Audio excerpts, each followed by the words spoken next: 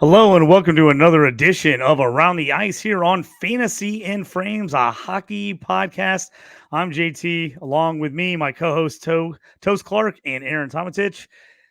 We are going to talk about defenseman tiers, goalie tiers, where we're taking these guys, and kind of a little bit of strategy of what you should be doing on your upcoming hockey draft. Stick with us.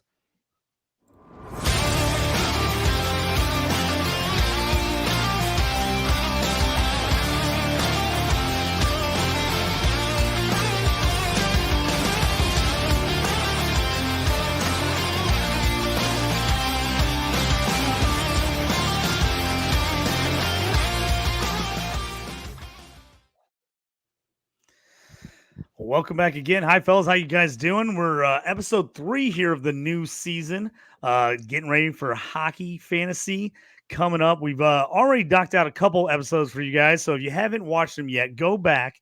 A couple weeks ago, we did our points league mock draft. We went over a recap of that, kind of where guys are going. Where you should be looking to take them.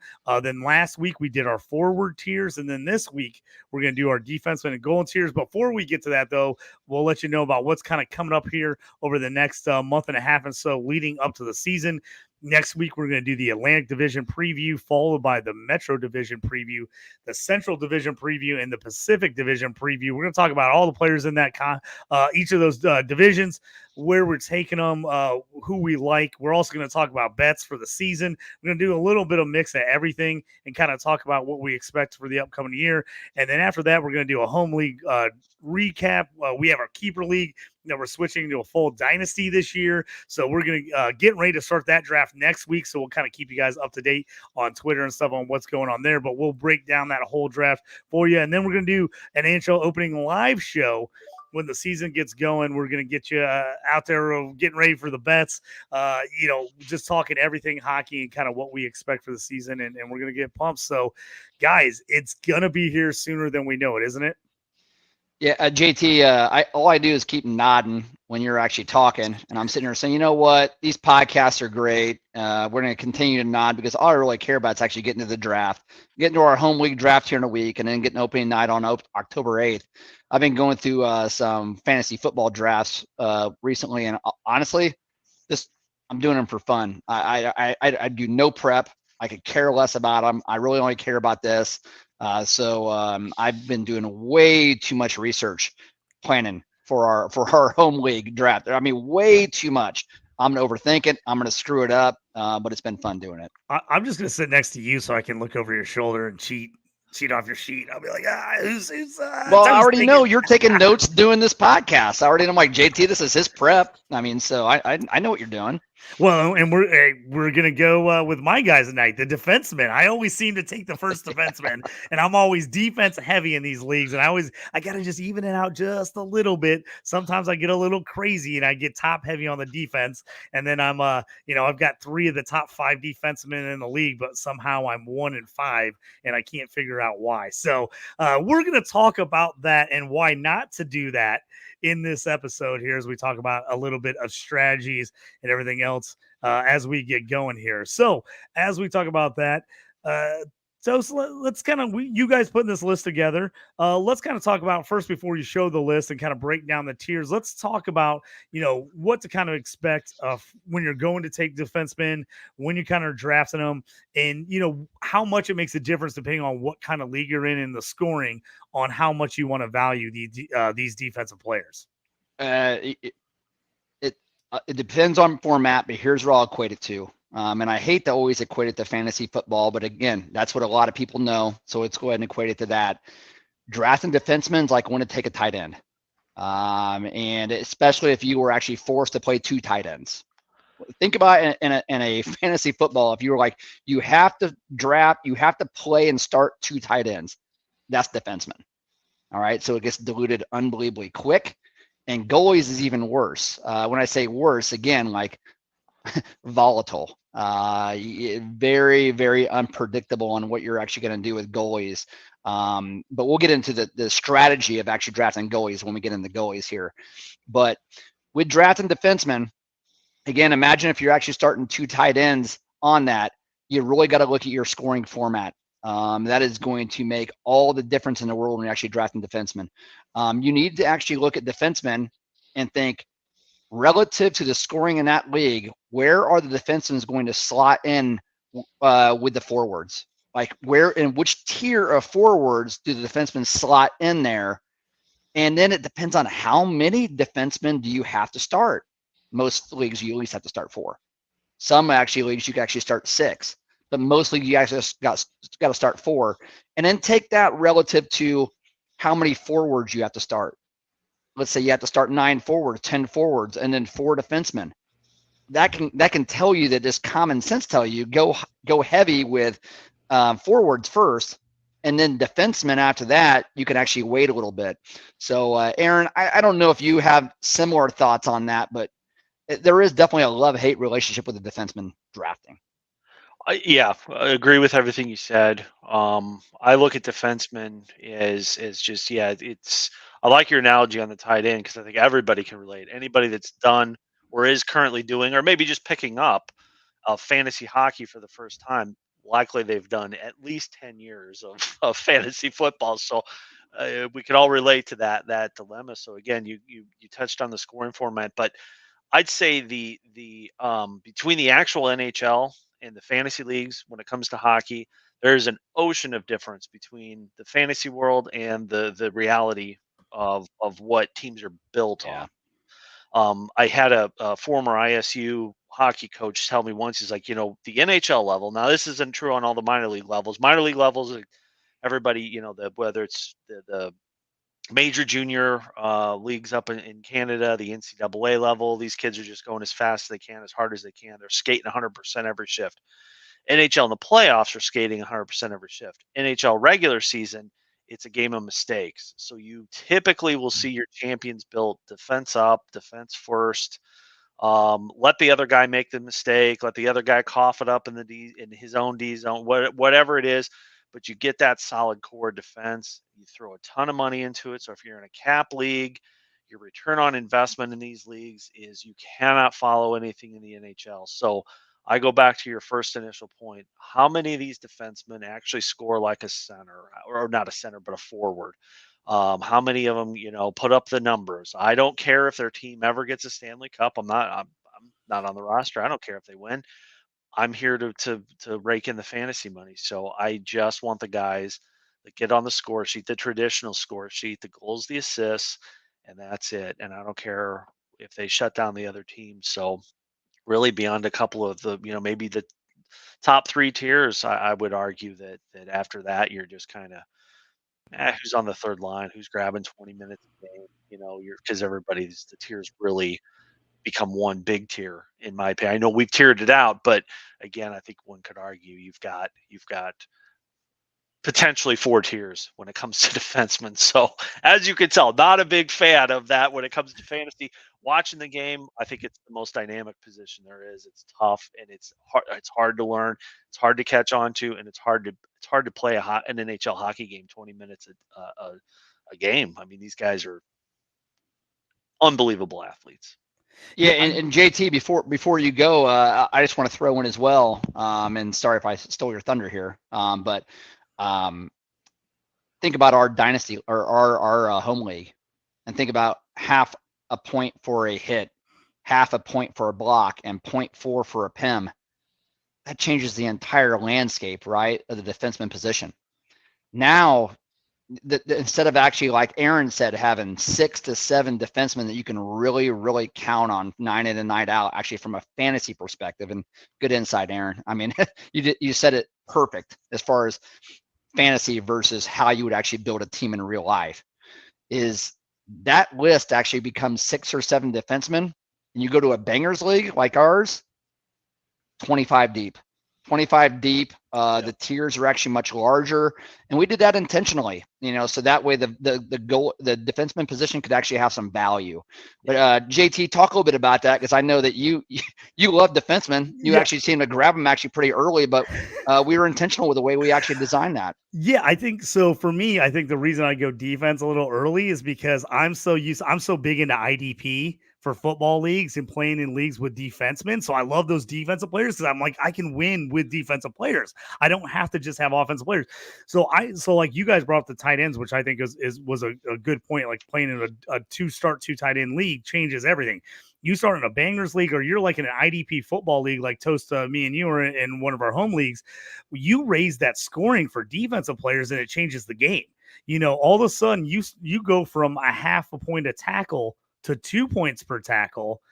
Now, instead of 5 linebackers being really good, now you have 25 linebackers that are really good. Same thing like you said, Aaron. You might be the best defenseman in the league, but you don't put any points and you just shut everybody out. Well, that doesn't help you in fantasy. Just like in football, hey, you have nothing but shut down corners, those guys aren't scoring you fantasy points. They're awesome for real life, but they're not scoring you any points in fantasy. And so it's trying to find that balance. And I think, Toast, that's why in our league, we really wanted to give defensemen a way to be useful.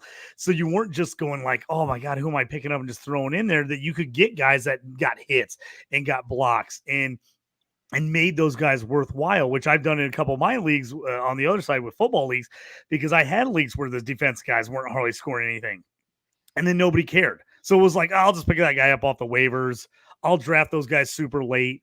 And it kind of just changed everything. And then, Toast, we were in a league together where literally the defensive scoring was nil. So like, unless you had guys that were offensive, like hits and penalties and blocks were like nothing. I mean, they were like 0.05 or 0.1. I mean, it was something crazy low. So it was like, unless they scored, you're like, why are we even drafting these guys? So we were in leagues where like, if we missed out on the top 5 or 6 guys, we're like, why are we draft? We'll just wait till the end. We'll pick up whoever's left. And so I think that's the difference too. In your league, because in league where it's like goals and assists are about all that matters, you might want to jump in and grab some of these defensemen a lot earlier, because there's only a handful of guys that are going to do that on a regular basis. Everybody else is going to get you 4 or 5 goals a season, maybe 20, 25 assists if you're lucky. Like, so it drops off heavy, but you can even that out a little bit by getting guys that hit and get penalty minutes and block shots. And you're like, oh man, if they don't get a goal, then you feel like if it's a goal or assist, that's just pure bonus. Because you're like, I'm not expecting that out of that guy. I just want hits and blocks. So I think that makes a big difference. Well, and it really makes a difference to how you want to do things. And I've said this for a million people starting leagues, either in hockey leagues or people that want to start defensive fantasy football leagues. I'm like, you have to make those guys matter. If you don't figure out how to make them matter with the scoring system, then no one in your league will care. And as long as you're okay with that, if you don't care that defensemen don't score anything, that's fine. But then I would say make sure you don't have a lot of defensive spots on your roster, because that's just going to tick people off. They've got to fill those spots with guys that aren't scoring anything. So knock it down to 2 or 3 starters, knock it down to 4 guys total on your team. Those types of things. Is that kind of how you guys think about it? Yeah, definitely. And you really, again, need to actually look at the position, look at the reality of the position, the scarcity up top of the position, and really then determine your scoring from there to make it a worthwhile position. If you don't, you're not going to run a good league. And really, I'll tell you as well, and we'll get into our tiers here, but you'll see in a cap league, all bets are off. All bets are off in a cap league. Aaron said it best at the start of the show. Cap league's different because they're paying defensemen to be stay-at-home defensemen and actually defend, not score, unless you're actually talking plus minus, or actually unless you're talking time on ice and hits and blocks at a premium in those category leagues, right? If you're in a Cats league, that actually may make a big difference if you draft a guy who doesn't shoot the puck or actually does not score on a score sheet, but they're doing all the other things. And then is it worth it to actually get them at, let's say, $7.25 million over a 5-year period, because they're not paid to score? Now, I'll tell you, in one of my dynasty leagues I'm actually in, Aaron, I believe you're in this one as well. I actually, it counts face-offs. It's a category league as well. Actually, I don't think you're in it, but it's a dauber league. And I have a couple guys that, quite frankly, nobody would ever put on their team, but there are guys in the league that actually do one thing and they do it unbelievably well. And I'm actually willing to pay them their $3.5 million contract over a 5-year period to only score maybe 7 goals and 12 assists over a year, but they get 525 faceoff wins on the third line, and then a shutdown defense on the PK as well. So it depends. It matters. You got to look at, again, what's your format? How can they actually score for you? So, but when it's a salary cap league with defenseman, man, all bets are off. You better do your homework. Yeah, Tosin, I think, as you're getting into those salary cap leagues or getting those category leagues, I mean, that's much more of a deep dive of trying to figure out what guys are good at certain things. I think we've gone in a lot of our leagues, and I always suggest to people that are starting new leagues or you're just trying to get into fantasy hockey, make it like fantasy football. Make the scoring head to head. Make it to where each individual player scores a total number of points. Because I was in a basketball league the same way, and it was really funky on categories. Are you hitting threes? How many free throws you make? How many, and then it was guys were having all kinds of problems because they're like, oh, I'm just drafting the guys I think are the best players. And they're not thinking of like, well, I have to have X amount of guys that shoot threes and I have to have X amount of guys that get assists. And so we ended up changing that league from a cats league to just an overall points head-to-head league. And it just made people more comfortable because they were used to playing fantasy football. And so they're like, oh, I'm just using my guy scoring the most points that his stats can add up to. And so I think that is a way to do it. I think if you want to get more advanced, once you're like in leagues that you really feel comfortable with, and these redraft leagues and these head-to-head and overall scoring, that's when I think you turn it up. You jump into Dynasty, you jump into salary cap leagues, you jump into category leagues. Because then, obviously you're challenging yourself to do a little more research and get in there and find like you said, so find that like sneaky guy that's going to get you a million face-offs so you can win the face-off category every week. So it's those types of things. And JT, I'm a former fantasy hockey champion. All right. And Aaron's a beer league bender. We're in those type of leagues, right? Because we're really, really good. So, let's just throw that out there. Like, yeah, we're in Cats League because we know what we're doing. Now, I equate it to people always tell me like, oh man, the hardest leagues in fantasy is like the auctions. And I've always been kind of freaked out about being in auction leagues, whether it be basketball or actually whether it be football. And that's kind of how I'd equate being a category league as well, and especially a category dynasty cap league as well. It would be like being in an auction league. Like it's difficult. You got to have a lot of experience actually doing it. But man, once you're actually looking for a little bit more, hard to do. I've got 3 auction leagues, all of them coming up, and I had someone ask the other day on Twitter. They're like, "Why does nobody really do content about auction leagues?" I'm like, because every league is so wildly different. It totally depends on who's in your league and what they're willing to pay for a guy. I mean, you can see a guy go for $10 in one league and $28 in another league because you just don't know depending on who you get. Plus, you get guys that get desperate. They move behind. They get you're like, oh, I need a quarterback. Well, then you end up spending twice as much for a quarterback at the end of the list because you waited too long to take someone. So that's why I always tell people like auction leagues. The reason you don't see a lot of people talk about it is it's so hard to really give strategy like when it comes to that. And so I think the same thing kind of like with salary caps leagues and stuff like that. Sometimes it's hard to like kind of adjust because you're like, sometimes you have to take those terrible contracts at a certain point in the draft, but you got to figure out when's to take the cheap ones.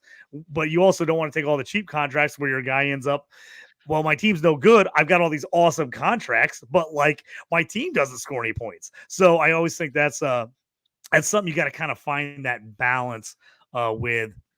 Obviously, if anybody's got any questions about that kind of stuff, feel free to hit us up. We do try to keep it simplified somewhat for anyone who's kind of from beginner to moderately used to playing fantasy hockey. And even if you are advanced, we try to, talk to you about a little bit of that stuff as well here on the cast. What do you guys think? You ready to dive into these tiers? Yeah, good to go. Hey, if you're going to make us do the defensive tiers and the goalie tiers, JT, we'll do it. That's fine. I mean, I'm always so excited to actually do 2 tight end sets on the fantasy team. But let's go ahead and do it. No, I always joke with our boss Jorge. It's just me and him do an IDP podcast called Shoot the Gap, and we always say defensive backs matter because no one else likes defensive backs but me and him.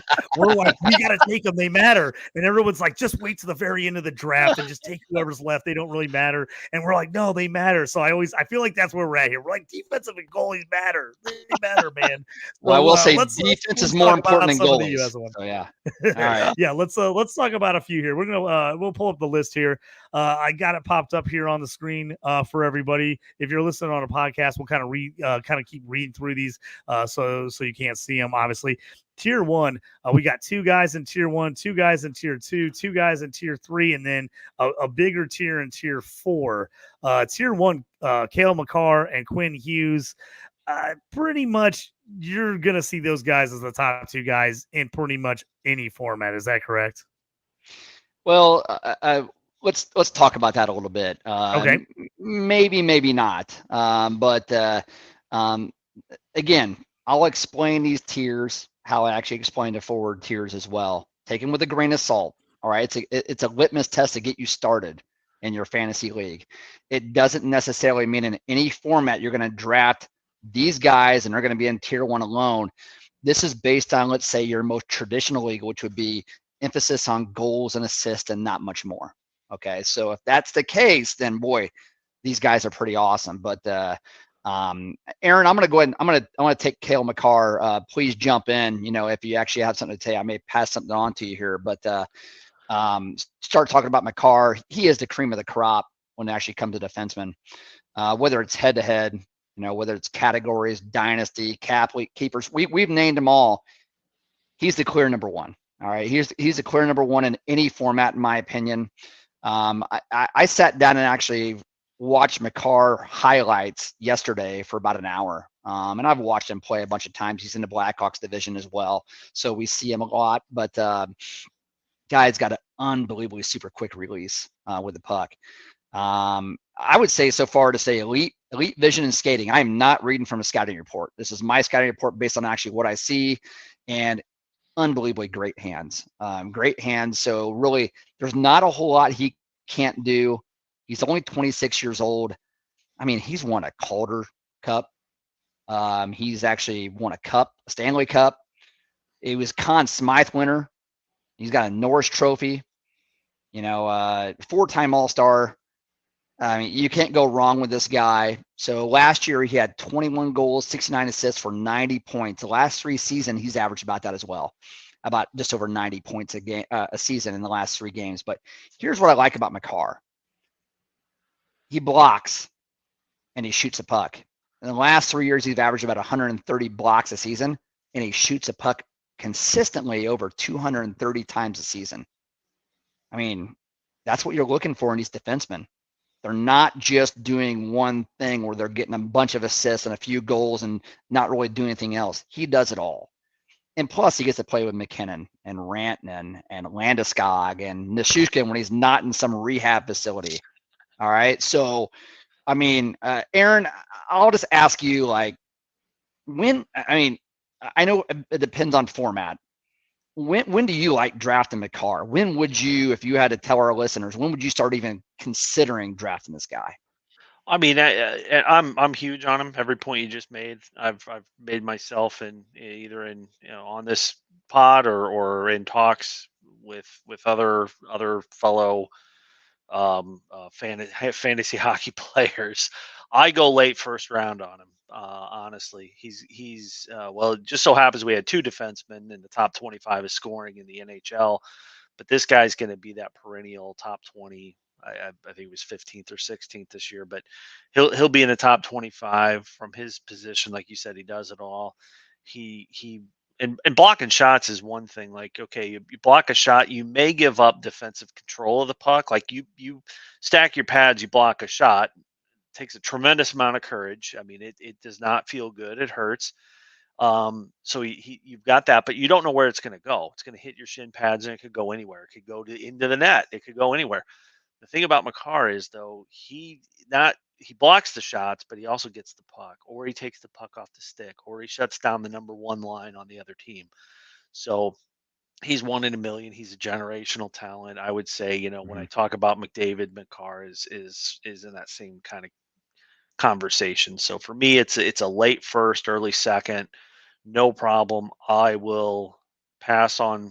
He's the only guy right now in the NHL that I pass up, top tier. If we go back to our tiers of our forwards, I would pass up, tier 2 guys to get him a car. JT, I mean, we all know you led defenseman. All right. I mean, and hey, he's first pick. What right JT will do, like he'll draft them and then like he'll just flip them, which is not a bad, like you draft best player available. It's not a bad, it's not a bad call. But I'll say is, if you look at McCarr right now, I went back and did some research based on our scoring of our home league. Again, it's a bangers league. McCarr's been top 25 to 30 scoring the last 3 years with an average of 23. And that's a bangers league, all right, where defensemen aren't really supposed to be, especially a scoring defenseman, where he's averaging, again, 93 points a season. They're not supposed to be there, but he is there. And if it's like in scoring leagues, like Aaron said, into that first round, early second, man, especially in those 12-team formats, you're taking a forward at defenseman. I mean, so like it's a great get. And in a dynasty league, and here we are just screwing ourselves, right? Because we're getting ready to actually have our draft. Our guys aren't listening. You know what? The guys in our league, they're a bunch of puds. They're not listening. All right. If they were, they'd be a lot better than what they are. We're going to dominate them. But those guys, if they were smart, they'd be taking McCarr 7th, 8th, 9th. Now they think I'm playing Jedi mind trick on them, right? So they can actually have a drop a forward to me. But that's where you should go. McCarr's in a league of his own. He's a tier 1 by himself in most formats. Yeah, I think he's like we said when we equated it to tight ends, he's like taking a Travis Kelce when you're taking a tight end who basically is putting up wide receiver numbers, and he's going to be that much ahead of everyone else in the category. He's winning you that spot. So I think that makes sense to me. In Travis Kelce's heyday, still good, but you were seeing him in redraft leagues going mid to end of the first round because he was that much better than everyone else at tight end. So to me, that makes sense. I'm going to pop up our mock draft that we went from week 1, episode 1 show we did, kind of show you where these guys went, and you see it right there, McCarr 111, right there at the end of the first round. And he, right in the mix there with a couple other guys, and a lot of good forwards in that mix. But yeah, I'd be hard pressed not to grab him if I'm picking at the end of the first, beginning of the second round there. Yeah, it's hey, this will be the most exciting part we actually have of the podcast, talking about defensemen. No, I'm just kidding. Love it. Well, let's here. I'll jump back into the tiers. Pull the tiers back up so everybody can see these. So let's get in the second guy, kind of in our tier 1 list here, and that's Quinn Hughes, a guy that isn't too far behind Cale Makar. He's not quite him, but man, it's a guy that just keeps getting better and better, and it helps that his team is finally getting good. So it's not just him kind of out there in the wasteland by himself.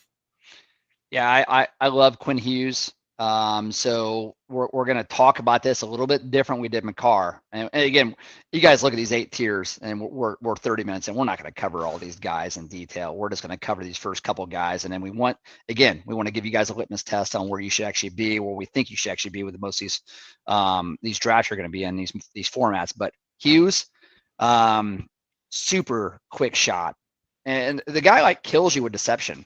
He's like a cat, like getting ready to pounce. Like, he always has defenders on their heels when he's on the offensive end of the ice.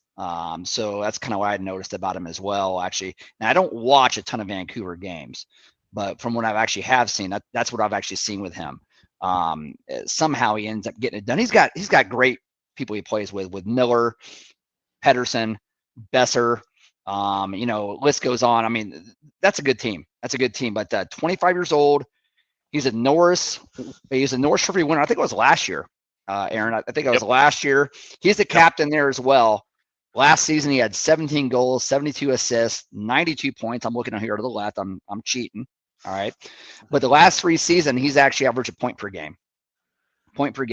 So you're like, all right, this guy, man, he's just like McCarr. No, he's not just like McCarr. Now, in a points format that does not emphasize hits, blocks, PIMs, all that stuff, he is like Makar, but he does not hit. He does not block. He's never been over 200 shots in a season. So you have to pick the right format. I can tell you in our Bangers League format, he'll struggle to actually be a top 15 defenseman. And think about that. For a guy that great at what he actually does, to not even be a top 15 defenseman in our league. So again, look at your format. So, but it doesn't take away the fact that Quinn Hughes is an amazing player. He is a great player. If I were to actually start a franchise, like Aaron had alluded to at the beginning of the episode, in real life, Quinn Hughes would be one of my top 3 defensemen I would pick. There's no doubt about that. But you got to think with the peripherals or the lack thereof that he actually has in his game. Aaron, if you had to guess, where do you draft Hughes in most leagues? All right, whether it be a points category, emphasis on actually goals, assists, or bangers, like where are you guessing? And that's a hard question considering there's a bunch of formats, there's a bunch of different scoring formats out there. Well, I mean, with Hughes, and again, he's new coach. What changed for Hughes? What set Hughes on the path that he's on? What contributed to him winning the Norris? Obviously, the kid's got all the talent in the world. He's got a couple other brothers who can play pretty well too. Actually, they're on the cover of those gamers out there already know, but they're on the cover of the NHL, the EA Sports game this year. So all the Hughes. But anyway, he's under year 1 with Tocchet at the helm, with a little bit of scoring. I mean, Tocchet was a forward. He was a tough guy, whatever, but taking a lot of that. And then he's got a lot of with Vancouver and their coaching system, they actually brought in and have a lot of former players like the twins, the Sedin twins are there kind of giving tips, working this out. And you can see that in his game. So if you're in his school, yeah, I know. Yeah. I'm sorry. Yeah. No, there you go. Hey, that was rival number 1. And at least in my eyes, when the Hawks were on their little fun tear, but we'd always hit Vancouver, and the year they beat us still kind of stings. But with that said, he's got a year with Tocchet, and he won the Norris, and he scored tremendously. So if you're in a scoring league, I'm going right with Makar. I'm going into first round. If you're in a bangers league, you highlighted it. The block shots and the hits just aren't there. He's not a small guy, but he's on the smaller size when you look at defensemen. Like you said, he's young. He's about the same age as Makar. I think Makar might be a year older, but he's not at that peak athlete level of age. What is it, like 27, 28? So they still got a couple years to go before they should peak athletically. So I think where there's more to come. He's got another, like I said, the year under Tok is under his belt. He's the leader of the team. He's the captain of the team. And I just think the sky's the limit for this guy. So again, if it's a scorers league, I'm going him and Makar. If I got, you know what? And again, I'm going to go back to if it was just that scorers league, then maybe JT's the prophet here. He should be leading this discussion because you got the 10 pick. 10, 11. Let's take them both. Let's get them both. Yeah, and you can see if you're kind of in the in between. Yeah, you can grab those guys at the end. In our mock draft, which wasn't kind of a mix of a league, we actually had him go at 2-9, and he actually was defenseman number 4 off the board. So that can tell you kind of where the difference is on those. As I was looking up some of our stats from our home league, and actually I pulled it up. He was number 1 in assists, and he was number 7 in goals for defensemen. Number 1 assists, number 7 goals in the league for that. But in our Bangers League, he was 14th in scoring out of defensemen. That's just defenseman. Yep. So that shows you the difference for him. If you're going those goals and assists, he's going to be right up there with you. He shouldn't slow down there at all. But yeah, he just doesn't give you quite as much as some of these other guys will give you there. And one of my favorite guys, who I always come in, we're going to talk about him coming next year, and he's a guy who in the Bangers League, he actually moves up in the list for me. He's in my tier 3. He's my favorite guy. I'll bring him up here in a minute. But in tier 2, we got Evan Bouchard and Roman Yoshi. So those are the guys you guys had in tier 2. There were the guys that went in front of Hughes in our draft. So I pulled them up.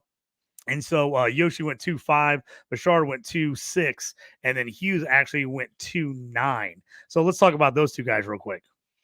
Yeah, so Bouchard coming out party was last year, and honestly, it's if you have any talent at all, it's pretty easy to have a coming out party when you actually play the likes of McDavid and Draisaitl and Hyman and RNH and those guys. All right, so not too difficult, man. Watching Bouchard and Aaron, they're gonna call me a homer. All right, they're gonna call me a homer. You always relate everything to the Blackhawks, and I said, I don't care. I don't care. We had a dynasty. Everybody else actually just wishes they had a dynasty, so I don't care. But that right-handed shot, man, and being hard shot, real heavy shot, reminding like a Brent Seabrook shot. I mean, just super heavy. I mean, getting up there 97, 98 miles an hour. Really putting it in there. It's a heavy shot. Really like Bouchard for that. Again, based on who he plays with, he really benefits from the people around him. But again, he's only 25 years old. I would say in a cap league right now, he's good with the cap league now, but he's going to be making that big money here soon. I love the fact that he had 220 shots on goal last year. Again, you get defensemen and actually over 200 shots on goal every single season. If they get him to shoot, let's say at 10%, they're going to have 20 goals. They're going to end up having 60, 70 assists, 90 points. And if they hit and block even remotely well, then basically they're going to be awesome. And with him, he gets about 90 to 100 hits and blocks each every year. So this guy, in my opinion, in most formats, can probably jump Quinn Hughes because he just does everything a little bit. I kind of call him like a little bit of a mini Yossi, and but we'll get the Yossi here in a second. But Aaron, where do you like Bouchard at? And as we move over to Yossi to talk about him, I may let you go ahead and chat about him a little bit if you want to. Yeah. I mean, with Bouchard, I'm a huge fan. Like again, with the Blackhawks, were until they get competitive again, the Oil are so much fun to watch. So I've gotten to watch a lot of them. His and now he's got Paul Coffey assisting That's the pretty good. assistant. I don't know what his official role is, but yeah. And you look at the record books, Paul Coffey's just really got maybe Lidstrom and Bobby Orr ahead of him in stats, offensive stats. So you got arguably one of the all-time Oilers and then all-time scoring defenseman, Paul Coffey, that's telling you all his secrets. So again, you got a pretty good mentor there. But Bouchard, in that you've already touched on the shot, reminds me of Al McInnes that he played defense for Yeah, the Blues forever. Played that's for heavy. I think he won the cup in Calgary. But yeah, dude would just on average it'd be about 90. He'd never go dip below 90, but then he'd pump it up to 3 digits on his shot, and then go into live NHL games. If those listeners haven't been, you got to do it. It's different than the minor league, even the pro hockey. Is the shot. Everybody can shoot in the NHL. It's a game of plinko. When those guys can hit the puck 95 miles an hour, there's a lot of legs there. There's a lot of things that puck can Yeah. hit. Sticks, doesn't matter what team it's on. Skate blades, goalie pads. But when you bomb it like that, you just it's the law of large numbers. You're going to put them in the net, or you're going to put them by the net, or put them off somebody's stick, and then they go in the net. This guy, yeah, I think so. I think, and then going into transitioning over to Yossi, he's been Mr. Consistent. He's always put up the 60, 70 points. Did it again. If not for McCarr, if not for these Hughes this year, then this dude's probably your reigning Norris Trophy champion. He's done it with little talent. He's 33 and he's still not showing any signs of slowing down. You always worry about that. When's a guy fall off the table? When's he kind of take a step back? Well, you could do that about anybody that hits age 30, I guess. This guy doesn't seem to be impacted by that. He seems to be his skating. He's probably the best skater. Maybe not better than McCarr, but his skating is um and again, he's got that shutdown mentality, the block shots, maybe not so much the hitting, but the scoring is definitely there for a guy like Yossi. So, but yeah, Bouchard, I think in terms of where your potential, that guy might be I could even see that guy going tier one. From what I saw last year, he could be he could definitely be a Norris candidate, Norris Trophy candidate, and get in the mix with these other guys, these other tier ones. Yeah, JT I was going to jump in here and tell you, yeah, just to kind of let people know, Bashar was number 6 in our Bangers League overall scoring. Yossi was number 3. And that's total scoring in that. But you go to goals and assists if you're in a scoring league. Yoshi number 1 in goals, 23 goals for defenseman. He was 1. Bashar was number 5 with 18, and then you jumped into assists, and they were right there. Yoshi was number 5 with 62, and Bashar was 64 was number 3. So those guys can score in scoring leagues, but they also are pretty dangerous in banger leagues. Yoshi, I've had on my team a lot of times. I mean, obviously, I think you're in a redraft. If you want the experience, maybe you go with Yoshi there. But if you're in Dynasty, you probably want to go the younger guy, Bouchard. You could probably get Yoshi just a bit later. As you saw, they both kind of went mid-round in our mock draft. But those are two guys. If you miss out on those top two, especially if you're in any kind of bangers league, I like those guys because what they can do offensively and defensively for you. Yeah, and I'll mention one thing. I'm moving on Rasmus Dahlin as well. Is Roman Josi, what sets him apart, other than actually being awesome at blocks and like you said, the goals, the assists, everything else. He shoots over 260 times a year. So think about if he even shoots 8%. All right, 8%. You're going to get 20 goals a year. It's a guarantee you're getting 20 goals a year. You're actually going to play all the games. Redraft league, this may be your guy because he's one of the surest things going to happen. And I like the fact that he actually now, look at that power play 1. Forsberg. You got Stammer. You actually have Marchessault as well. Yossi is going to be real good in redraft leagues. Real good. And I don't actually mind getting him in a cap league as well. The reason being is because, again, doesn't have a ton of term left. We talked about that last time as well. It would be a good bridge guy to actually have.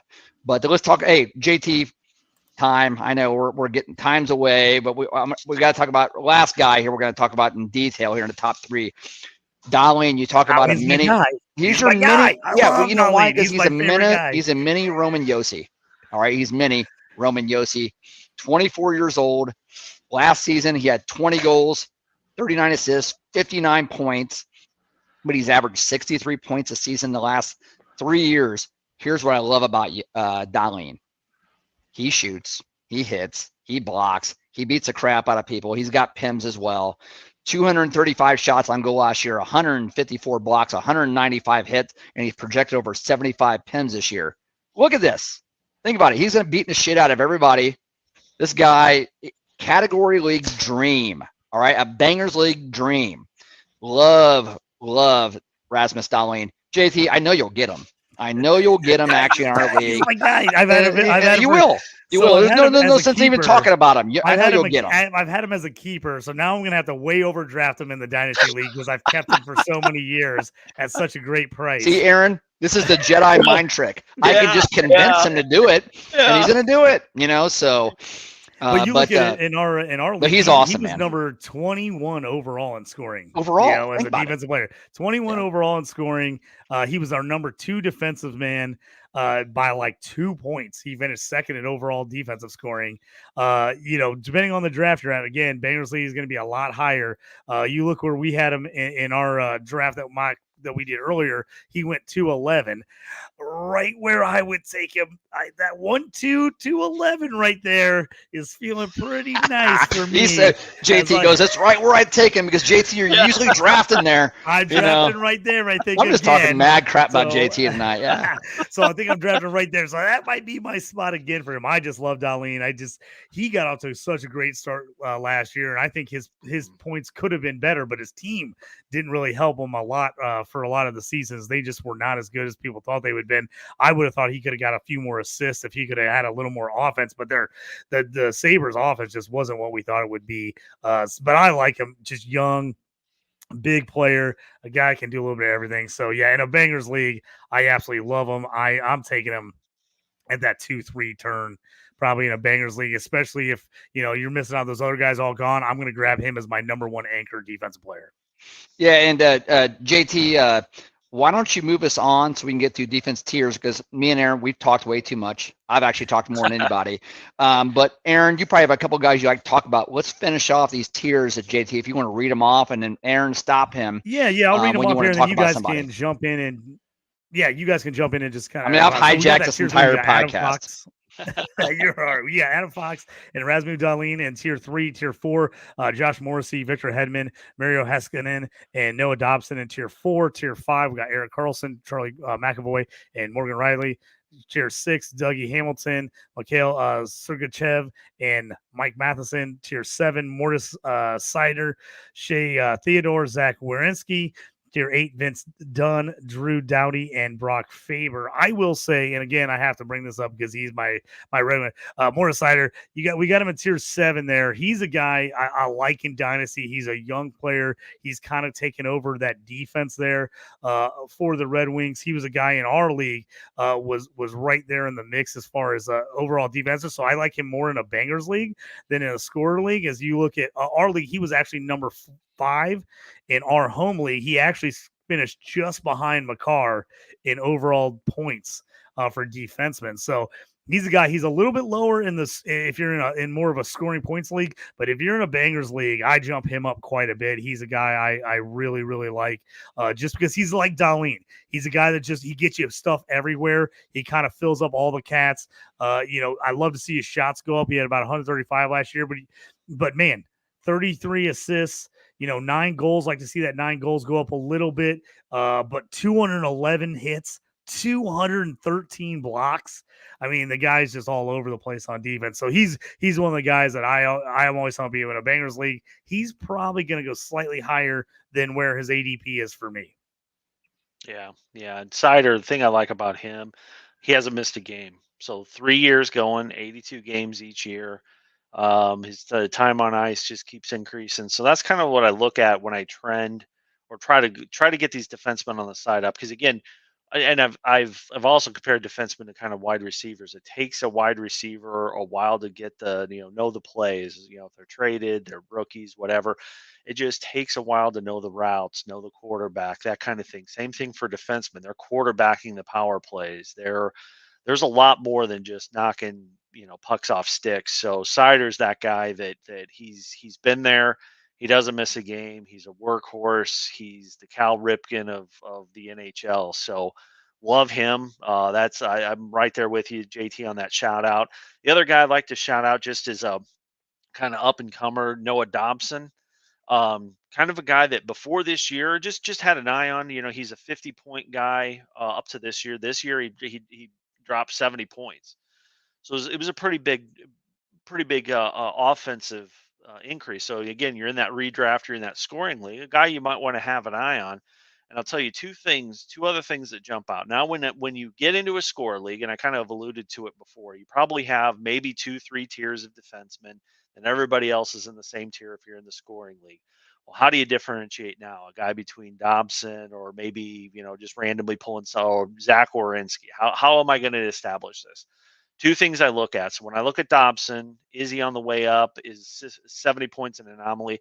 I look at his Corsi and his Fenwick. His Corsi is the shots on goal plus missed shots and block shots on his team minus that of the other team. Fenwick is unblocked shot attempts and missed shots, so it more measures that offensive pressure. And again, all this can be found on hockeyreference.com. Is typically they've got to do a really good job of the advanced stats there. And I mean, you can find Corsi and Fenwick anywhere, but Dobson, his Corsi's 19th in the league on the Corsi rating, 15th on the Fenwick. So what does that say? It says not only is he getting about 4 or 5 minutes more per game, he's run into that number 1 slot. Right in your wheelhouse, Toast. He's that right-handed defenseman, so he can shoot the puck 1,000 miles an hour. He's one that I think could also be a tier jump. So Sider, love it. That was my other guy to keep an eye on. I think he may still be an RFA. I don't think old Stevie Y has given him his paper yet, but I'm sure that's going to happen. He's an RFA along with Lucas Raymond. They're one that's of the right. two It is. left, Oh my man. God! It is 2 of them. JT, what the hell's going on there in Detroit? Get the them Ice are signed. already falling apart. Yeah. should have signed them yesterday. But yeah, that's for sure. they'll get it done. You don't let Sider, you don't let Raymond, Jesus, you don't let him go. But yeah, I just shout out to those two guys. Both I think on the way up. They're going to be tier jump this time next year when we have another breakdown. Toast, is anybody else you want to jump in here and talk about defensively before we jump into the goalies for the last 10 minutes here? I'd actually love to talk about a bunch of them to skip goalies, but we actually need to do goalies. So we should talk about goalies briefly, maybe a strategy, and then maybe just mention them in here because goalies, I will say they're they're a crapshoot. They're a crapshoot. So. Yeah. I'll read off the tiers and let's talk about a little bit about strategy because we're going. So tier 1, we got Hellebuyck, Saros, and Shesterkin, and then tier 2, we got Ottinger, Bobrovsky, I always mess up his name, Georgiev. And then tier 3, Skinner, Demko, and Vasilevsky. And then tier 4, Demko, Sorokin, and Swayman is kind of our top 4 sets of guys. Just talk about, again, let's jump in here and just talk about goalies and what to expect because goalies, like you guys said, it is kind of a crapshoot year to year. We've seen guys just be amazing one year and then fall off the face of the earth the next. And we've seen guys come out of nowhere as third stringers and then they win you a league at the end of the year. So let's talk a little bit about just kind of what you're thinking about if you have to play goalies. Because I know we're in some leagues we just axed goalies altogether because it was such a mess. We're like, we're just not even going to have goalies.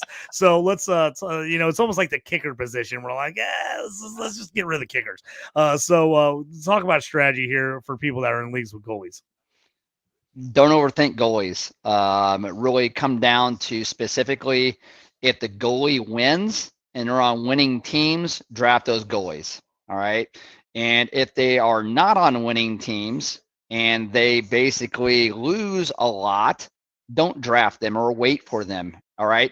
But you also want to look at volume goalies. And when I say volume goalies, you want guys with like over 60 starts a season, like over 60 starts a season. If they can get 60 starts and they're not giving up a whole lot of timeshare to actually other goalies, then go ahead and draft them because you don't want to have that timeshare, that 1A and that actually 1B. You actually want to have the goalie that's going to steal all the starts and they're actually on a good team. And there's only probably about 8 or 9 of them, maybe 10 total that are actually in the league. Get those guys, get one of them, wait, make sure you get one. And then 2, if you get to start 2, you're just hoping for the best. You're actually hoping for the best. You're hoping you actually strike lightning in the bottle. And if you don't, you'll pick up somebody on the waiver wire. Aaron, what do you think? Yeah, 100%. I go back to, it wasn't last year before, our home league. We had goalies. I had the number 1 and number 2 Vezina goalie. So the guy that won the Vezina and the number 2 that per the voting on the AP. I didn't win our league. So I had the 2 best goalies, bar none, and it got me maybe 3rd place. And it wasn't because of their output. So couldn't agree with you more. You can wing it on goalies. You don't have to lock them up. The other thing too, the last thing I'll say on goalies is the only other strategy I would introduce is the handcuff. The concept that we all went through in our fantasy football days when you didn't have your Marshall Falks and your Priest Holmes and your 1 RB that carried the team on his back, and then they started, 2 running backs. Now you handcuff the backup because the knees were getting blown in week 6, whatever. That'd be the only other recommendation I would have is if you got a guy getting 60 games, just go ahead and plug his back. Nobody's going to run out and get, Joseph Wall's back up. Just, who even knows who that is with Toronto's mess and net. Just not a dynamic you even want to get into. Just throw in the backup guy or, it's the last thing I want to think about. The last thing I do think about. Well, and Aaron, I'll tell you as well. In tier 1, JT, bring up that list real quick if you could, because in tier 1, there's 2 guys, and actually tier 1, it's Hellebuyck and Saros as well. They don't come from teams that actually just dominate. All right, they're pretty good, but they actually don't dominate. But in my opinion, they're head and shoulders above everybody else. All right, as far as being established, as far as being good, there's no projection actually on them actually not being all that good. So those two guys kind of set themselves out because they're volume starters, man. They get 63, 64 starts a year. The backups only getting 18 to 20 starts a season. They see a ton of saves, even though they got good defenses in front of them. Hellebuck's not as good as Saros. But those guys are kind of the cream of the crop, and everybody else is just kind of on good teams. We actually have those tier 2, 3, and 4s as well. So I'm willing to kind of wait and actually get a really, really good goalie like a Skinner or a Vasilevsky, or even a Swayman, who they play on Boston. They actually play on Colorado. They actually play on Dallas. Those guys are going to fall because statistic-wise, they may not have the best goals against average or the best save percentage. They're pretty good, but you're looking for volume starters who actually win. Now, it may end up being where a lot of your format is off. And me and JT's played in some leagues where the format's actually off, and the scoring format that is. And they're like, hey, like only 3 points for a win, and you're actually giving up -1 for each goal allowed or whatnot. Well, your goalies aren't scoring anything, so you're just hoping to not get negative. And if you have to start 2 of them, then it ends up being where the hell with the position. Just scratch it, do the best you can. It comes down to health at that point. So this can be a position where format can really screw it up, and you got to get it right. If you're a fantasy manager, remember that. Yeah, because we were in a league where it was like basically all points, like all points for goalies went to the win. If you got the win, your guy scored a ton of points. If you got the loss and gave up goals, you were scoring negative. There was like no in between. So if you are in a league that wants to do goalies and try to keep them like someone relevant, but you don't want them to be such heavy scoring, what we did is we just lowered the amount of wins. So we started, because we were in a league where you got -5 for a loss, and then you got -1 for every goal gave up. So if you had a guy that lost a game, 5-4, you're getting -9 points. And these are like not bangers leagues either. So a lot of guys are barely scoring any points every game. So we're getting -9. You're clearing out 3 or 4 of your forwards point totals in 1 week, which is, you just don't want that. I'm an anti-negative point guy for fantasy in all sports. I just don't like to see a lot of negatives. I can understand for some things, but not a lot. So what we did was we basically scratched losses where they didn't kill you, and we gave you points for saves. So if you had a guy that lost 3-1, but he was like standing on his head all night and had 45 saves in a 3-1 loss, we gave you points for the saves, and the saves mattered more than the wins and losses. That's going to score like 5.5 points. That's going to be great, so right? you would still get you still get a couple points in there. Obviously, we throw a couple points to the guy who won because he won, but we didn't make it where it was like 5 or 10 points a win. We made it like 3 points a win, -1 for a loss, and then really concentrated on the saves, because you might get a guy who gets a win and only has 15 saves because his team dominates. Yeah. So, and then you have a guy who loses, and he's saving 42, 44 shots in a loss because they're just all over him all game. Well, he had a great game. It's not his fault that they lost. I mean, he played out of his mind. So you would actually see those guys score almost evenly, because the one guy maybe didn't give up any goals or won and didn't have as many saves, but got the win. So definitely look into that and scoring if you're a commish or running a league, because I definitely think that makes things more fun. Because we were in leagues where it got to the point where people are like, do I have to start a goalie? And people just wouldn't start anybody. They would just like pull them from the lineup because they were winning and they like didn't want negative points. So I'm always not in favor of that. I don't want to see you not starting positions because you think you're going to actually lose because you started someone. So that's definitely something when it comes to goalie scoring. I think that's one of the things that can be the most off in leagues. So definitely something to keep an eye on. And JT, here's how goalie scoring can go wrong. Imagine actually having a fantasy football league where you actually start 2 kickers, and instead of them only kicking maybe 3 or 4 at the absolute most extra points, they're going to kick 7 or 8 extra points a game. And instead of them actually being 33 yards, they're going to be 45 yards each. Yeah. All right. And outdoors in the wind and stuff like that. And you're expecting them to do well. Yeah. That's how it actually is starting goalies, so if you don't get the scoring right. So, but Aaron, hey, who do you like out of all of these tiers? Like, where are you drafting goalies if you have to, and who you're kind of targeting in which round if you had to like really pick? And I know I'm putting you on the spot, but who do you like? I mean, for me, I'm minimum, or I'll say, if I haven't gotten one by, it depends, probably around 7 or 8. is where I'm thinking, and I'm going with the team wins. I'm not going on specific. Like I shared before, I had the number 1 and number 2 Vesna guys at the same time, and we had corrected the goalie scoring, and it still wasn't like the stand. It's not like I had,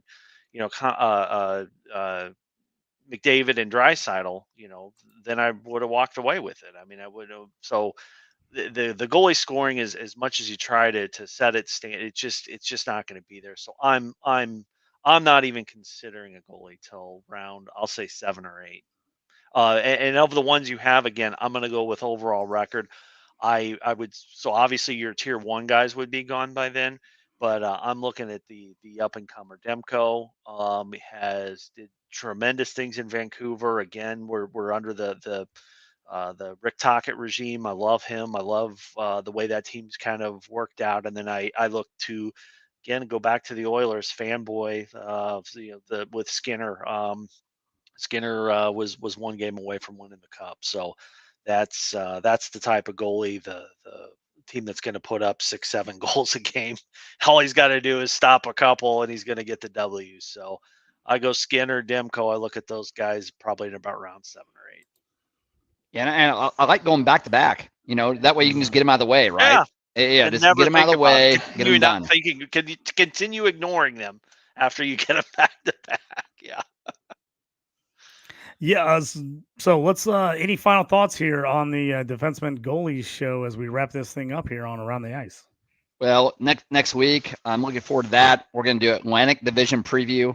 Not only actually do preview all the teams where we think are going to finish, the fantasy players we actually like, but JT, we can start talking gambling. Yeah. You like that, don't you? You like that? Absolutely, I do. I wish I had the Kirk Cousins thing. I could have played that. I wish I would have had the soundbite. That would have been perfect.